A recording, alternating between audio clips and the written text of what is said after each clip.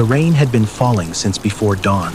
It came in sideways, driven by a wind that had no patience for umbrella spokes or thin coat collars, the kind of rain that didn't announce itself. It simply arrived and made everything harder. The streets of the South Side neighborhood were slick and gray, gutters running fast with brown water. The few people outside moving quickly with their heads down. Sarah Mitchell moved with her head up. She had learned, sometime in the last 2 years, that looking down in bad weather only meant you saw the puddles after you were already standing in them. Better to see what was coming, better to keep your eyes forward. She was 31 years old, though she looked older in the way that people who carry sustained worry tend to not aged exactly, but settled into a kind of permanent steadiness that younger faces don't yet have. Her dark hair was already plastered to her temples. Her coat, a gray quilted jacket she'd had for 4 winters, had stopped being waterproof somewhere around the second. Her sneakers, her good ones, set aside specifically for this morning, had soaked through before she reached the end of her block. She didn't slow down. Under the jacket, pressed against her chest with both arms folded across it, was a manila envelope sealed inside 3 layers of plastic grocery bags. Her resume, her reference letters, her certifications from the supply chain coordination courses she'd completed online at night after Lily was asleep, paying for them in installments over 8 months. Every document she had that proved she was worth hiring. The envelope was completely dry. She had been awake since 5:15. Lily had started coughing at 5, the particular tight, effortful cough that Sarah had learned to distinguish from an ordinary cold, the one that meant airways, not sinuses. She had reached for the inhaler on the nightstand before she was fully conscious, muscle memory taking over, and found it light in her hand. Too light. She held it up in the dark and pressed the canister. A thin, nearly empty hiss. Maybe 1 dose left. Maybe not even that. For a moment, she simply sat on the edge of the bed and breathed. The apartment was quiet, except for Lily's labored breathing and the rain beginning against the windows. Sarah did the math she already knew the answer to. The pharmacy opened at 6. The inhaler would cost $43 out of pocket. Lily's coverage had a gap that the caseworker had promised was being resolved. A promise now 4 months old. The taxi she had reserved for this morning, carefully budgeted for. Money moved from the grocery column and the electric bill column cost $38 to the Hartwell Medical Supply offices on the north side. She couldn't do both. She sat there for 3 seconds. Then, she got up, turned on the lamp, and went to check on her daughter. Lily was 7 and small for her age, with Sarah's dark eyes and her absent father's stubborn chin. She was sitting up in bed with her knees pulled to her chest, the way she always sat when her chest hurt, as if she were trying to make herself smaller so there was less of her that had to work to breathe. She looked up when Sarah came in, and her expression was the one that broke Sarah every time, apologetic, as if the asthma were something she was doing on purpose. "My chest is tight," Lily said. "I know, baby. I'm going to fix it." Sarah dressed her quickly, wrapped her in a blanket, and carried her the half-block to Mrs. Alvarez's apartment, her neighbor, 68 years old, who kept Lily on school days and asked for nothing in return except occasional help with grocery bags. Mrs. Alvarez opened the door already dressed, took one look at Lily, and simply held out her arms. "Pharmacy first," Sarah said. "She needs the refill." "Go," Mrs. Alvarez said. "I have her." The pharmacy. Then back. Then the bus stop, where the posted notice said in a laminated sheet that had clearly been there for at least an hour that Route 14 was suspended due to flooding at the Halsted underpass. No estimated resumption time. Sarah stood at the bus stop and read the notice twice. She had started the morning with $43 more than she had now. She had no car. The nearest rideshare would cost $22 minimum, and she had $11 in her account until Friday. The Hartwell Medical Supply offices were on the north side, near Ravenswood, 6 miles. She had 94 minutes. She looked at the notice one more time. Then she adjusted the plastic bags around her envelope, tucked it tighter against her chest, and started walking. Thomas Hartwell was 50 years old and had not been late to work in 11 years. This was not discipline so much as habit, the same route, the same timing, the same stop at the same corner where he would park his car, pour coffee from his thermos into the steel cup he kept in the center console, and spend 20 minutes reading before the day began properly.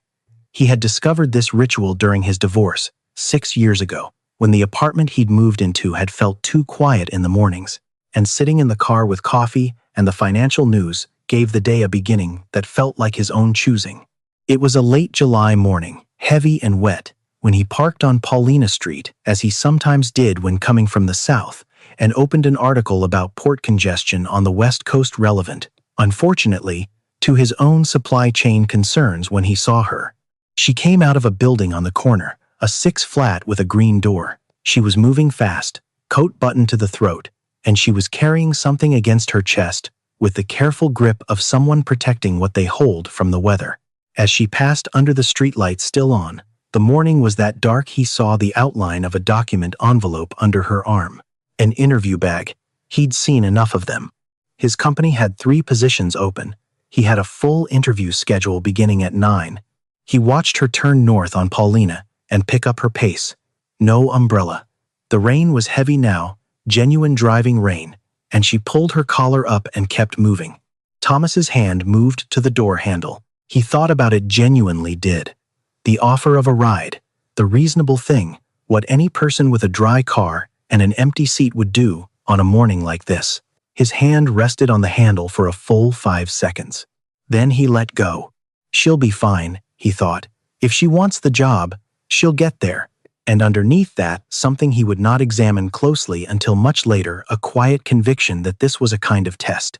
That what a person did when conditions were difficult told you more than any answer they'd give in a conference room. He poured more coffee. He turned back to his phone. In the rearview mirror, Sarah Mitchell disappeared into the rain. She arrived at 4 minutes before 9. The Hartwell Medical Supply Building was a converted warehouse in Ravenswood. Clean lines, modest signage, the kind of building that said we spend our money on operations, not appearances. Sarah stood on the sidewalk outside for 30 seconds, not resting, just doing what she always did before walking into something difficult. She breathed, she steadied, she arranged her face into the expression she intended to wear. Then she pushed through the glass door. The lobby was warm and bright, the yellow light almost violent after 2 hours in the gray wet. A young woman at the reception desk looked up, and then very briefly, unmistakably, her eyes traveled the full length of Sarah. Wet hair, soaked coat, sneakers leaving small marks on the tile. 2 other candidates were already seated in the waiting area. A man in a charcoal suit with a leather portfolio across his knees. A woman in a structured blazer, hair smooth, expression composed. Both looked up when Sarah entered. Both looked away again, with the swift discretion of people who have decided not to see something. The receptionist recovered quickly. "Can I help you?" Sarah Mitchell. "I have a 9 o'clock. "Yes, of course." A pause, carefully offered. "There are paper towels in the restroom, if you'd like." "I'm fine," Sarah said. "Thank you." She took a seat across from the man in the charcoal suit. She unzipped her jacket, removed the envelope from inside, and carefully peeled away the 3 plastic bags. The documents inside were completely dry. She opened the folder and went through each page, not because she needed to, but because checking her work was what she did, always, even when it had already been done correctly. She sat with her back straight and her hands still and waited to be called. They called her name at 9:14. The conference room was on the 2nd floor, glass walls, a long table, 4 chairs on one side and 1 on the other. Sarah had been in enough interviews to read a room before she sat down. The single chair meant they wanted to watch her. The glass walls meant anyone walking past could see in.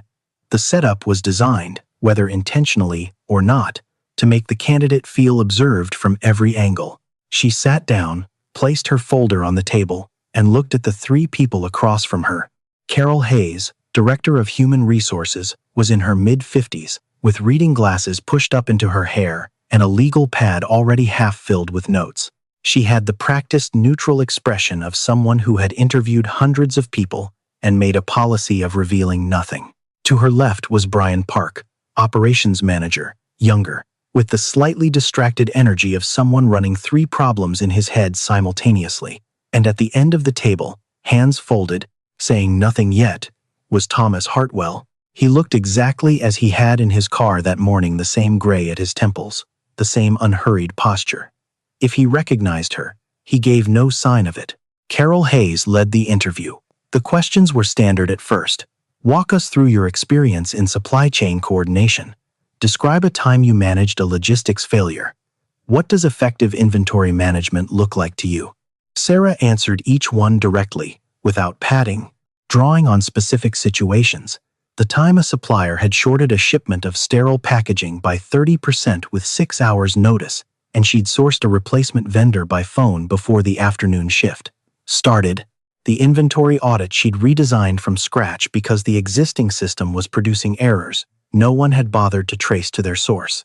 Brian Park leaned forward during that last answer. You redesigned it yourself? Without being asked? The errors were costing the company money, Sarah said. Someone was going to have to fix it eventually. Carol Hayes made a note. Then Thomas spoke for the first time. Miss Mitchell, his voice was even, unhurried. I want to ask you something direct, and I'd like a direct answer. All right. You came in this morning, soaking wet. You clearly walked here, in this weather, for some distance. He paused. Why didn't you call a car? The room was quiet. Sarah looked at him, not quickly, not defensively. She looked at him the way she'd looked at the bus stop notice that morning, reading it carefully, before deciding what to do about it. There was a moment of stillness in her, the kind that comes not from hesitation but from choosing. She thought of Lily sitting up in bed with her knees to her chest, the apologetic look, the thin hiss of an almost empty canister. My daughter has asthma, she said.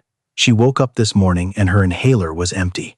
I had money set aside for transportation, and I used it to refill her prescription instead. A brief pause. She needs to breathe more than I need to arrive dry. Thomas said nothing. As for the walk, Sarah continued, her voice unchanged, not louder, not softer, simply level in the way of someone stating a fact they have already made peace with. This interview was too important to miss, so I didn't miss it. Brian Park sat back in his chair. Carol Hayes had stopped writing. Thomas held her gaze for a moment, then he looked down at her folder and turned to the next page. The interview continued for another 20 minutes. When it ended, Carol Hayes thanked Sarah for coming in, told her they were seeing additional candidates and would be in touch within the week, and shook her hand with the efficient warmth of someone who had said this sentence many hundreds of times. Sarah gathered her documents, thanked each of them, and left. In the elevator down, alone, she allowed herself one full breath, the kind she'd been holding back the whole walk, the whole wait, the whole interview. Then the doors opened, and she walked back out into the rain. The deliberation lasted 2 days. Carol Hayes had laid out her assessment in a single typed page, as was her practice. 3 finalists, ranked, with supporting rationale. Sarah Mitchell was second on the list, behind a candidate named Daniel Marsh, who had a cleaner employment record and 2 strong corporate references. The notation beside Sarah's name read, demonstrated competency and composure. Concerns re, employment gap, 11 months, limited financial stability, single-parent situation with documented childcare dependencies, risk of absenteeism or early departure. In the meeting, Brian Park had argued for Marsh. Straightforward choice, he said. No complications. Thomas had listened to the full discussion without speaking. Then, give the offer to Mitchell. Carol looked at him. Tom. She redesigned a broken inventory system without being asked and caught errors 2 managers had missed for a year. That's the person I want in logistics. He closed his folder. Make the call. He had not mentioned the rain. He had not mentioned the morning on Paulina Street. He told himself this was irrelevant, that the decision was based solely on her qualifications, her answers, her demonstrated capability. He almost believed it. Sarah started on a Monday. The Hartwell Medical Supply Warehouse and operations floor occupied the back 2/3 of the Ravenswood, building a controlled, efficient space that Sarah understood immediately, the way some people walk into a kitchen and already know where everything should go. She spent the first morning mapping it, traffic flow, storage logic, the small inefficiencies that accumulate when systems are built over time, without anyone stepping back to look at the whole. By Wednesday, she had a list of 6 improvements. She kept it in her notebook and said nothing about it yet. She was new. She would learn the landscape before suggesting changes. The team was 12 people. Most were polite in the impersonal way of people who hadn't decided whether you were worth knowing yet. Brian Park checked in twice a day, which Sarah took as supervisory caution rather than mentorship. A woman named Priya, 2 years into her role as shipping coordinator, had offered to show her the tracking systems on day one, the basic shipping logs, delivery records, route, data, and had been genuinely helpful. Within her first week, Sarah had read access to all standard logistics data as part of her onboarding. And then there was Kevin Torres. Kevin was 44, a warehouse coordinator who had been with the company for 9 years and moved through the building with the proprietary ease of someone who considered the place partly his. He was not unkind to Sarah directly.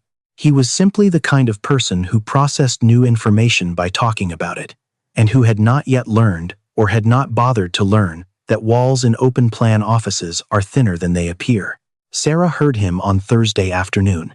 She had come back early from her lunch break and was at her desk behind the partial divider when she heard Kevin's voice from the corridor, easy and unhurried, talking to someone she couldn't see. The whole thing was a charity case, you ask me. She walked through the rain to the interview, and Hartwell saw her from his car. That's why she got the offer. Guy felt guilty. A pause. The other voice, lower, said something Sarah couldn't make out. I'm just saying, Kevin continued. There were stronger candidates. But what are you gonna do? Boss sees a sob story, and... His voice faded as he moved down the corridor. Sarah sat very still. She had known, on some level, that this was possible, had felt it as a faint background hum since her first day. The possibility that the people around her were carrying a version of her that had nothing to do with what she could do. She had told herself it didn't matter. What mattered was the work. But sitting there behind the divider, she felt it settle into her chest, like cold water. Not rage, she was too tired for rage, and rage was a luxury she'd stopped affording herself somewhere around month 6 of the unemployment. What she felt was quieter and more corrosive. The fear that she had traded one precarious situation for another, that she had brought Lily from one uncertainty into a different one, that no matter how good her work was, the story people were telling about her had already been decided. She sat with it for a long moment. Then she opened her notebook to page 1, the list of 6 improvements, and started drafting the first one into a proper proposal. If the story people told about her was going to change, she was the only one who could change it. And the only way to do that was to be undeniable. The crisis announcement came on a Thursday, 3 weeks after Sarah started. She arrived that morning to find the operations floor quieter than usual, not empty, but hushed in the way of a space where people have heard something and are waiting to see what happens next. Brian Park passed her in the hallway without his usual check-in. Carol Hayes' office door, normally open, was closed. By 9:30, an all-hands message had gone out. Senior operations staff to the main conference room at 10.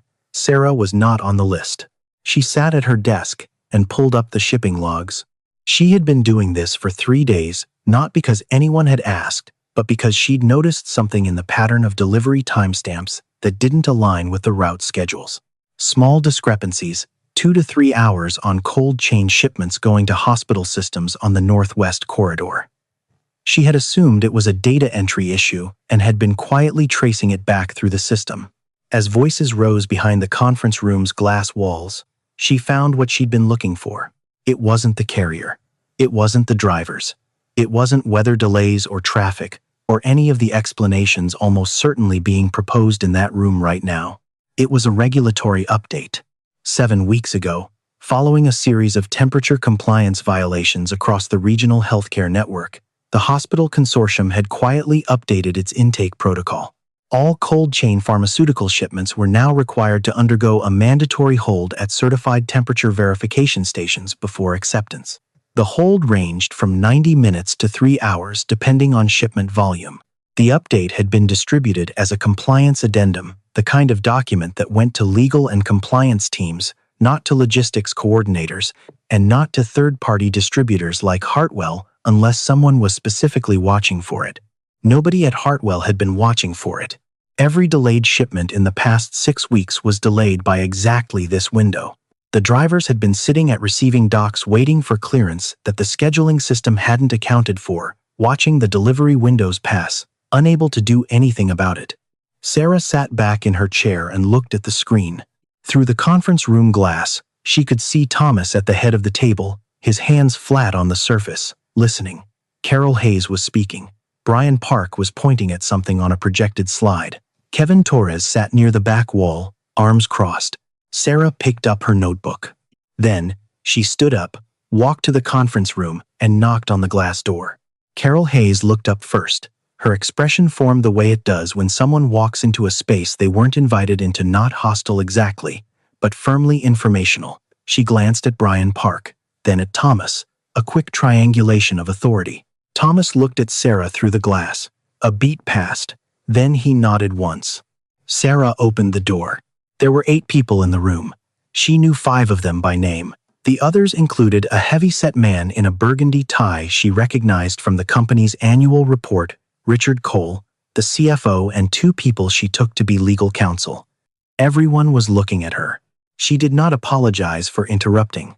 "I think I know what's causing the delays," she said. "I have 36 hours before the next scheduled shipment to Lakeview Regional. If I'm right, I can have a corrected routing proposal ready before end of day."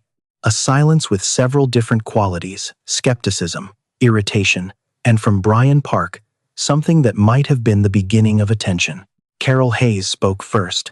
"Miss Mitchell, this is a senior operations meeting we're in the middle of." "Carol." Thomas's voice was quiet but final. He looked at Sarah. "You have 5 minutes. Show us what you found." She used 7. She pulled up the shipping logs on the room's display screen. Brian Park slid his laptop toward her without being asked and walked them through it in the order she'd found it. The timestamp pattern, the consistent 2 to 3 hour window, the fact that the delays were not random, but precisely calibrated to a specific interval. Then she pulled up the compliance addendum from the hospital consortium's regulatory portal and put it side by side with the shipping data. The room was very quiet. "The mandatory hold protocol went into effect 7 weeks ago," Sarah said. "Every carrier on the Northwest Corridor is subject to it. Our scheduling system was built before the protocol existed, so it doesn't account for the hold window. Our drivers have been arriving on time and then sitting at the verification stations for up to 3 hours with no way to meet the delivery windows we promised." She set down her notebook. "It's not a carrier problem. It's not a routing problem. It's a scheduling problem, and it has a specific fix." Richard Cole leaned forward. "And what fix is that, exactly?" "2 things. First, adjust the departure windows on all cold chain shipments to the Northwest Corridor by 2.5 hours. That absorbs the verification hold without pushing past the delivery deadline." She turned to the next page of her notebook. "Second, for the Lakeview shipment tomorrow, there isn't enough time to adjust the carrier schedule, but there are 2 certified temperature transfer stations within 8 miles of the Lakeview receiving dock, one in Andersonville, one in Lincoln Square. We reroute the shipment through the Andersonville station, schedule the hold for early morning before the delivery window opens, and the shipment arrives on time." She looked at Cole. "I can have the full adjusted schedule built into the system by 6 o'clock tonight. The Lakeview shipment goes out clean tomorrow morning." The room was quiet again, but differently now. The earlier silence had been the silence of people waiting to dismiss something. This was the silence of people doing arithmetic. Brian Park picked up her notebook and looked at the page. He studied it for a moment, then passed it to the man on his left without comment. It made its way around the table. Carol Hayes had her arms crossed. Her expression had not changed, but something behind it had shifted, the careful recalibration of a person who has been precise in their assessments and is now encountering data that complicates their precision. At the back of the room, Kevin Torres was no longer sitting with his arms crossed. He was reading the page when it reached him, and he did not look up for a long time. Thomas had not moved. He was watching Sarah in the particular way he had not evaluating so much as confirming something he'd suspected was there. "How long have you been tracking this?" he asked. 3 days. Since I noticed the timestamp pattern didn't match the route logic. "You weren't asked to look at the shipping data." "No. Why did you?" She considered the question for a moment. Because the errors were there, she said. Someone was going to have to find them eventually. Brian Park made a sound that was almost a laugh, brief, involuntary, quickly suppressed. Thomas said, "Build the schedule. Brian will give you whatever access you need." He looked around the table. "We're done here." The Lakeview shipment went out at 6:40 the following morning. It arrived at 7:52 11 minutes inside the delivery window, the first on-time cold chain delivery to Lakeview Regional in 6 weeks. The receiving coordinator sent a confirmation that said, with the restrained relief of someone who had been preparing increasingly difficult phone calls, "Shipment received in compliance. No temperature deviation. Thank you." By the end of the following week, the adjusted scheduling protocol had been applied across all Northwest Corridor routes. The hospital consortium's contract coordinator sent a formal note that the company had moved from probationary status back to preferred vendor standing. Brian Park stopped by Sarah's desk on a Friday afternoon and said, without preamble, "Good catch." It was the most words he had volunteered to her that weren't task-related, and she understood it for what it was. Carol Hayes said nothing directly. But the following Monday, Sarah's system access had been expanded to the master logistics dashboard, a level not standard for someone a month into a role. She filed it under, noted. The formal offer came on a Wednesday. Thomas delivered it himself. He came to her desk with a printed letter in a manila envelope and set it down. "Operations Logistics Coordinator, senior grade," he said. "Benefits effective immediately. The salary is on page 2. Sarah opened the envelope, read the letter, and turned to page 2.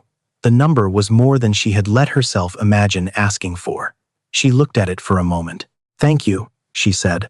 Thomas stood there. She could see him considering whether to say something else. A slight pause, a shift in weight. She waited.